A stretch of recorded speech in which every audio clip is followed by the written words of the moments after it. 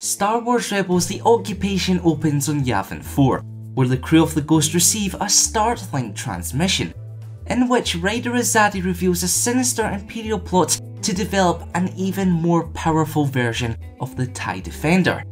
Mon Mothma, knowing the threat this project could possess, sends the Spectres off to Lothal to find out more, and with help from Sakatro Vizago, they make their way past the planet's blockade of Star Destroyers.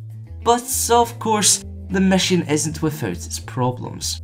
Firstly, having been detected by Imperial scanners, the rebels narrowly escape capture on board the Broken Horn. Secondly, their ground transport is ambushed by a group of combat assault tanks. And thirdly, they are forced down into Lothal's maze-like sewage system where they have to fend off Imperial probe droids, stormtroopers, and Death Troopers alike. Thankfully though, they are rescued by Ryder and whisked away from danger. This then takes us to the next episode, Flight of the Defender. It begins with the rebels observing an Imperial base and a test flight of the upgraded TIE Defender. Unhappy with simply taking photos however, Sabine and Ezra seek to grab its flight recorder so to give Rebel Command a greater idea of the craft's capabilities. Unfortunately, they are forced into stealing the Defender due to the arrival of Thrawn, who makes no qualms about testing its defensive output. And just when they think they're in the clear, the Empire activates a kill switch, sending them hurtling towards the ground. Ezra and Sabine are then forced to evade the subsequent Imperial search party, though their efforts are greatly bolstered by a mystical loth-wolf. So, did you get all that? Good, me neither. Explaining these double episodes in detail is not the easiest job in the world. Regardless, let's take a look at everything I personally liked about the Occupation and Flight of the Defender, and all the things I wasn't so keen on. Kicking off with the positives, and I have to say, seeing Lothal as a burning mess is awesome. Now, before you call me some kind of psychopath, let me clarify. Returning to the planet where the show all began is a nice creative choice, given that this is the final season. But by adding the chaos and destruction, each of the planet's locations feel completely different from those we've all seen a dozen times before.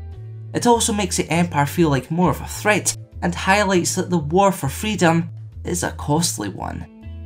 In addition, I really like the mystical side to Flight of the Defender, with the introduction of the loth-wolf.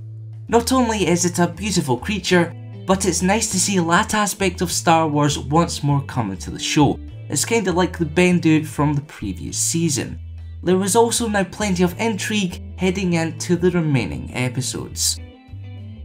Moving on to the negatives. Now, I was going to mention this in my review of last week's episodes before giving the show's creators the benefit of the doubt. But seeing as though Death Troopers no longer seem to speak with scrambled voices, I have to mention how utterly baffling this decision is. For the purposes of these recent installments, I get that we need to understand what each soldier is saying. Hearing their normal voices, however, takes away even more of their mystique. They simply don't feel as special or unique as they once did. It is also completely head-scratching to have someone like Old Joe killed off screen. Sure, he isn't one of the show's main protagonists, but to have his passing mentioned as nothing more than an aside does not do the character justice at all. They could have at least included a flashback or some kind of force vision to make his death feel more impactful. And last but not least, let's talk about the somewhat easy escape. Yes, I may sound like a broken record at this point, but it's always sigh-inducing to see the rebels make such quick work of the Empire's forces. Honestly, I think that's why I enjoyed Rogue One so much. There was a ton at stake and not everyone made it out alive. It felt really gritty, which was completely appropriate given its setting just prior to the Galactic Civil War. I really don't see what Rebels' excuse is, but then again, I guess it is a kids show. Overall, the Occupation and Flight of the Defender were yet two more solid episodes in this final season of Rebels.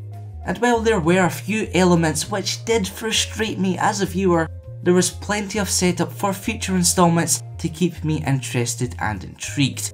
Speaking of which, next week's episodes, titled Kindred and Crawler Commandeers, see the Spectres tracked back to Yavin 4 by an Imperial agent, where they must rely upon seemingly dangerous native creatures who are far more mysterious than anyone could have predicted.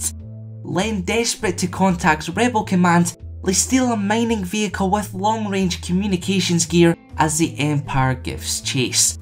Do let me know in the comments below what you think of the premise of next week's episodes, as well as everything you personally liked and disliked regarding the occupation and flight of the Defender. If you enjoyed today's video, be sure to leave a like, and for weekly content on all things Star Wars Rebels, press that subscribe button and notification bell to keep it locked here to the King's End.